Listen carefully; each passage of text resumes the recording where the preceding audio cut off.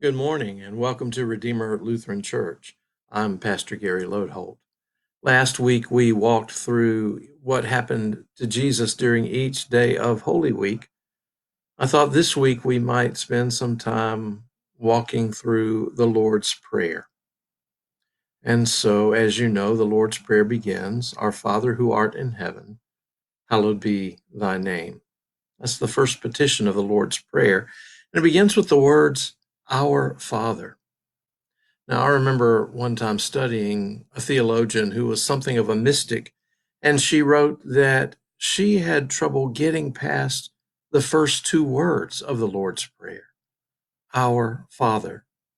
She found so much there. She would begin to pray and then be all caught up in thinking about God as a loving parent who watches over us, who cares for us, who provides for us, who loves us so much, not only that he made us, but that he also sent Jesus to save and redeem us.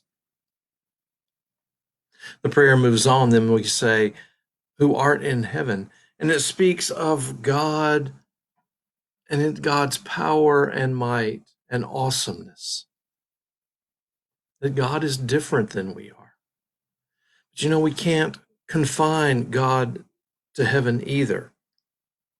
When we say, God who art in heaven, we're not saying God is just there.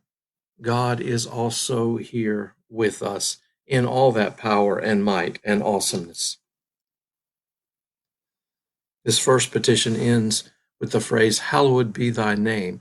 Hallowed means to be holy, and holy means to be set apart.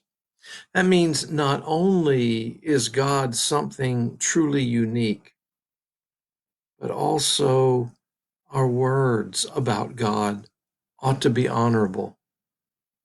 And even more, our actions as God's people should be honorable and good, as befits God.